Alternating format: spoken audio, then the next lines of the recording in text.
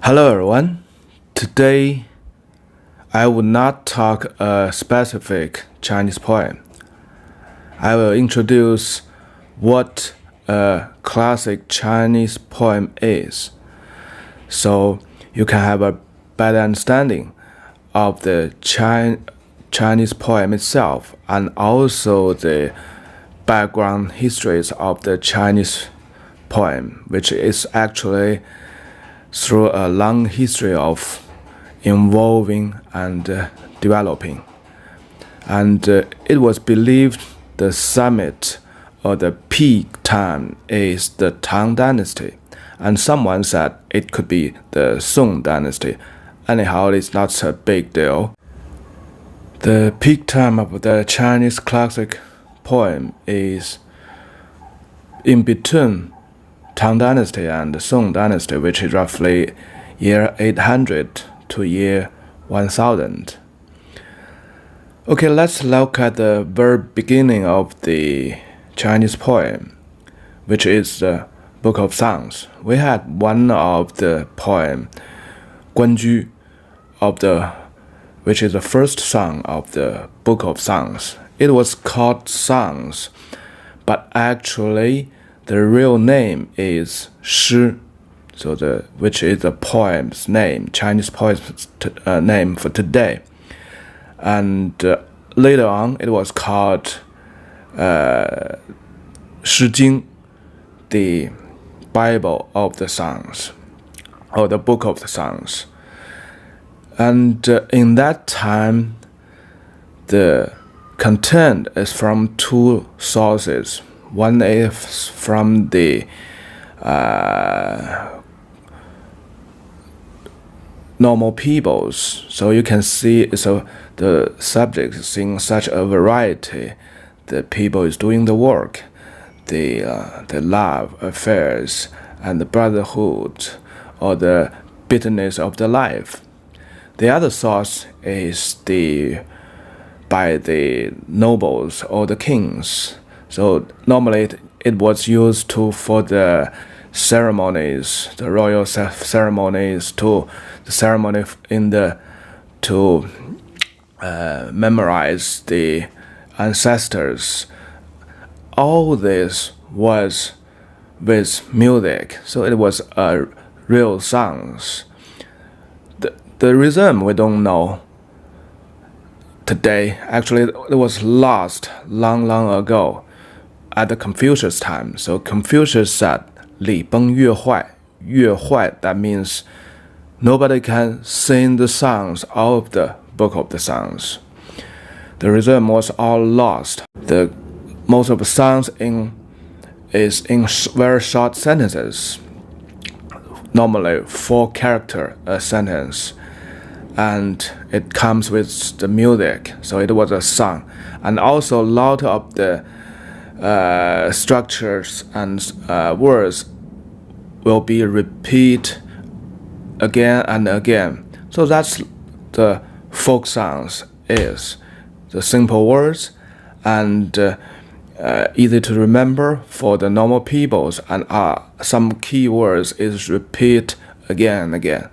So that's the Book of the Songs, and that's the first kind of the Chinese classic poem.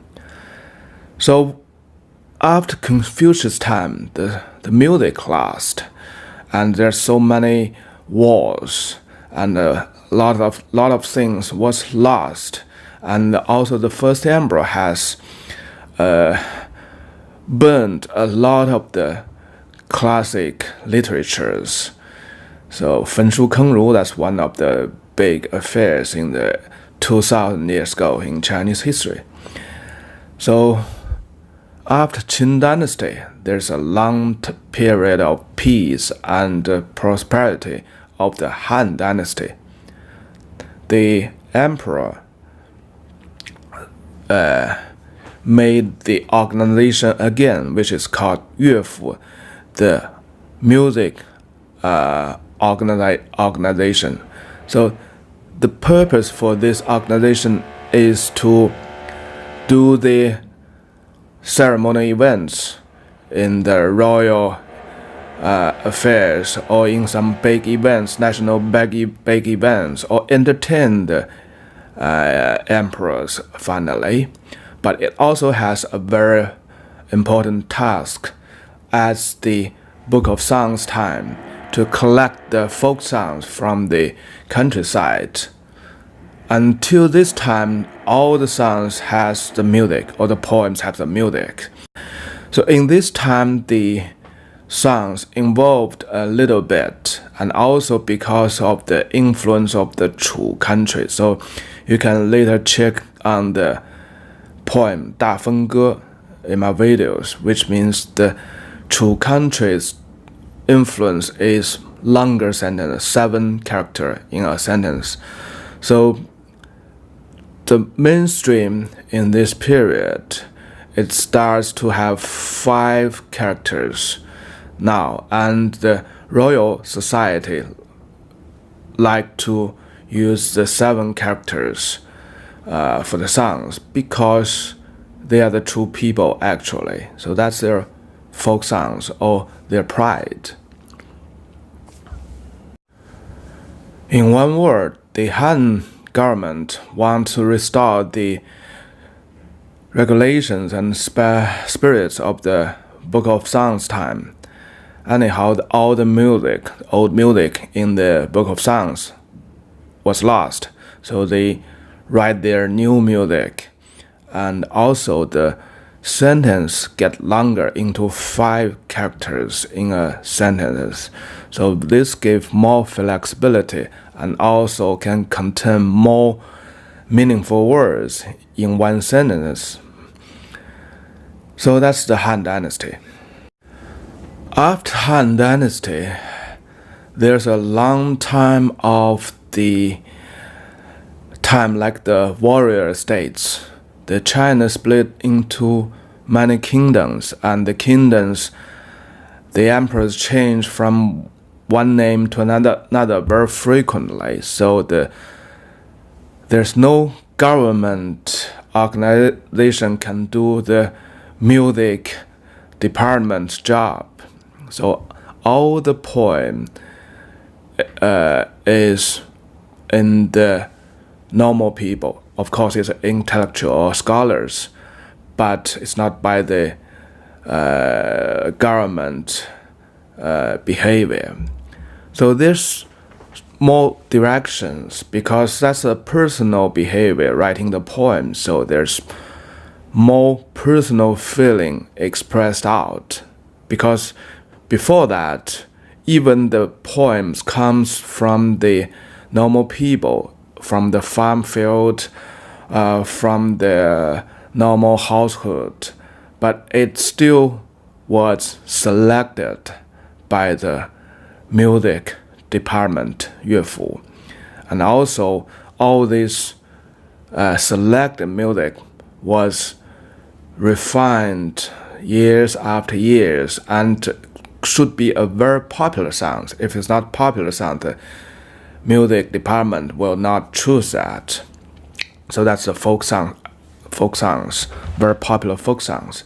And now when we into the Three Kingdoms time, and then the North Dynasty and South Dynasty, the poem was is a personal behavior, so it's more on personal feelings. And also, Qu Yuan was appreciated much more in this time, because Qu Yuan poem was the sort of the personal behavior, because his poem was titled with his name. Before Qu Yuan and several hundred years, 1,000 years after Qu Yuan, most poems has not a title. So that's also one aspect of the personal behavior associated with the poem, writing poems. So in this time, the 7 characters in one sentence is getting more popular and more poems expressing personal feelings, and some very famous intellectuals, like Tao Yuanming, we have one of his songs in my video. He quit his job and go back to the rural areas as a farmers and do the planting work and also write his poems. So there's a lot of the poems writing about the tianyuan, the countryside, farming field. So that's the very original source of the very famous 田园诗 in the Tang dynasty. And also we can trace down the another very famous type, 边塞诗, the frontier and blockade castle poems, the war poems, conquering poems, into this time, because in the Han dynasty there's a lot of conquerors, so there's a bunch of poems is about the conquerings to the west, in the frontier areas. So we can trace down all the very famous branch types into the Han dynasty and the North and South dynasty. So there's another very important change in the North and South dynasty is the music was lost because there's no government is taking the lead, and the wars, several hundred years of wars between many kingdoms. So it's hard to keep all this music last. So in the North and South period, more and more poets noticed to focus on the rhythm of the poems. The rhythm in two ways. One is use the same vowel sound at the ending of the sentence, normally the second sentence and fourth sentence, or the sixth sentence and eighth sentence. The other is the up and downs of the tones. If I've learned Mandarin or Pinyin once, you know there's 4 tones in the Mandarin soundings. So if I'm saying 1, which is yi, this is the first tone, and also yi, second tone, yi, third tone, yi, fourth tone. So the up and downs was also defined in the sentences. So for example, let's say the 5 characters in one sentence. So the definition could be the first 2 is the 这声 is sort of the tones, and the third, fourth is sort of tone, and the ending with another tone. So that's the rules of the poem. So in the Tang dynasty, the majority of the poems could be categorized in 2 types, which is 五律 and 七律. Lü means laws. What laws? The laws of the Ping and Zhe. Because in the ancient times, there's not so much tones. So normally they differentiate the tones in 2 categories, Ping and Zhe. Ping means flat tones, and Zhe means the tones changes, up and downs. So every Chinese character could be distinguished by Ping or Zhe in the ancient times.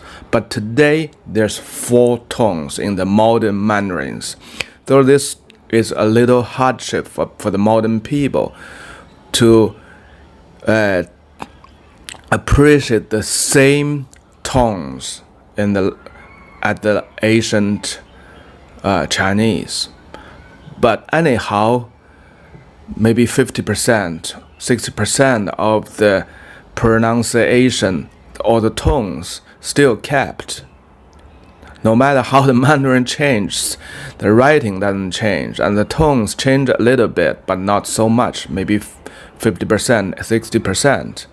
So most of the poems, you still can feel when you're reading the poems, it's up and downs, and the endings, they use the same vowel sounds. That's the rules. So also they define the poems as fixed lines most probably. So that's the fundamental rules for the Tang poetry. Okay, let's take a look. What is a 平仄? So let's take the very famous Tang poem 登鹳雀楼 by Wang Zhihuan as an example to show how the rhythm is. We had this poem in my video before, so you can check the content as well. First thing first, the Chinese is by one character and one character in the written. And also, you may not notice the sound is all the Chinese character, the sound ending with vowel sound. So it's very easy for people to distinguish one character by one character from the sound as well. So in a poem, the second and the fourth sentence, the ending character should use the same vowel sound. So let's take this poem as an example. The second sentence, 黄河入海流, the last word, 流. The fourth sentence, 更上一层楼, the last character, 楼. So it's a little difference. 流, if you know the pinyin, is right as IU. 楼, in pinyin, the ending is OU. But if I'm reading in the Shanxi dialect, which could be the Mandarins in the Tang dynasty, which is 黄河入海楼，更上一层楼。楼，海楼 and 层楼. Okay, that's the thing with the same ending, OU. So that's the rhythm. So that's what makes, when you're reading the poems, it's a sort of easy and also with pleasant. So that's one of the things when you read the Chinese poem, read it out and loud will greatly enchanted your heart. And another thing is 对偶. So the words coming through pairs. So we can see a full sentence actually is composed with two sentences. Let's see the first full sentence. 白日依山尽，黄河入海流. So the first half, 白日, is somewhat compared to 黄河. 白 is color, 黄 is color. 日 is a subject, is the sun. 河 is also a nature subject, that's a yellow river. 依 is a verb, so it means the sun is adjacent to the mountains. 入 is going to somewhere, is also a verb. So the non-adjective verb should also be corresponding. It could be the same, for the meaning, it could be the same type or could be the opposite. So for 白 and 黄, that's all refers to the color, so it's the same type. And 日 and 河 is the same type. Sometimes it's in the opposite way. it also works, so you can check it by yourself. And let's see the third sentence and the fourth sentences. 欲穷千里目，更上一层楼。欲穷, so I want. So it's a verb, express the wish. And 更上, it's also a wish. It's a verb, so you should go up. 千里目，一层楼，千 thousand. So it's correspondent to the 一层楼, one floor. 里 is a measure word, so the measure word is a unique component in the Chinese. So 千里目, li, and correspond to 层, a floor of the floor. So 层 is not means the first floor. It means a floor of the floors. And mu, the eyes, is a subject, is a noun, and can correspond to the 楼. So that's the two basic rules in the Chinese classic poems. So all these things make the reading be a very pleasant things. And also when you see the characters, it have some of the very chemical things in your eyes, because the things has a rhythm, and also it has the colors, has the sounds, so it's hard to tell. So I gave you a very good reason to learn hard on the Mandarins. Okay, that's basically Chinese classic poem, how it was composed. And for the Song dynasty, there's a little further involvement. So in the Tang dynasty, we have the 对偶 in the wordings, and also we have the sounds, the rhythms in the ending of the sentences. We have two rules, basically. And in the Song dynasty, they make they also write poems, but the famous for the Song people is so-called 宋词. Is a poem or not? Nobody have a very firm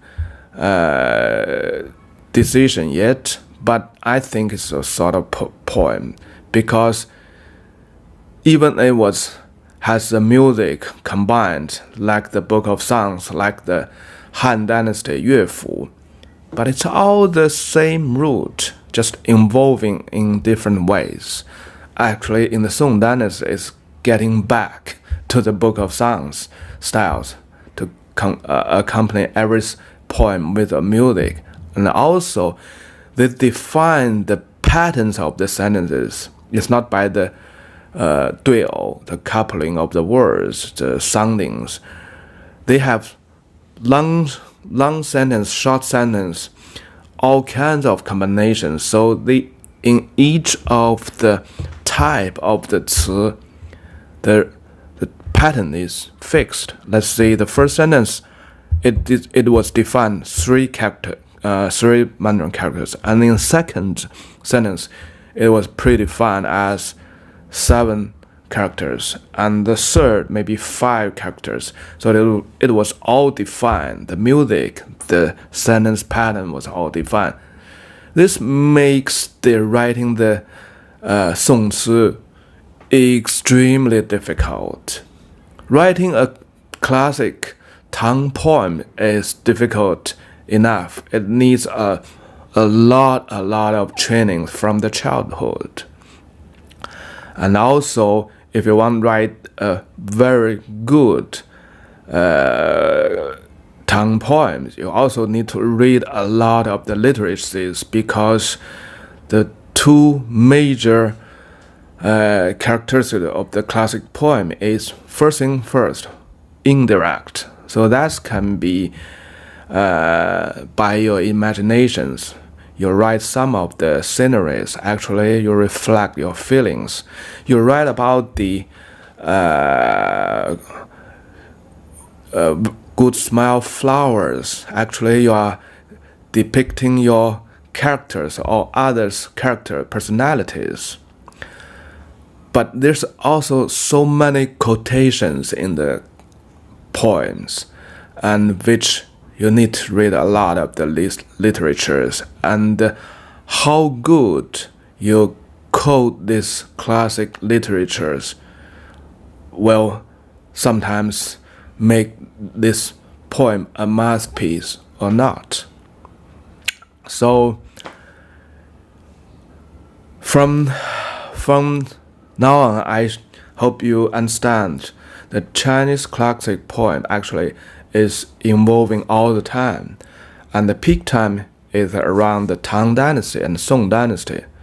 And also, from the very beginning, the Chinese poem comes with a music. So every poem has the music, the fixed music, fixed rhythms. And at the very beginning, it starts from 4 characters a sentence, and later on to the 5 characters in the Han Dynasty, and later on in the Tang Dynasty, 7 characters in sentences, and later on to the Song Dynasty. So the length is in different lengths. It's not fixed. Okay, and I hope you can, from today, you can enjoy the Chinese classic poem from another angles, and I suggest you read out loud at least one time, so that will makes you get some of the additional things, maybe enchanted by your reading by yourself. Okay, that's for today, and enjoy.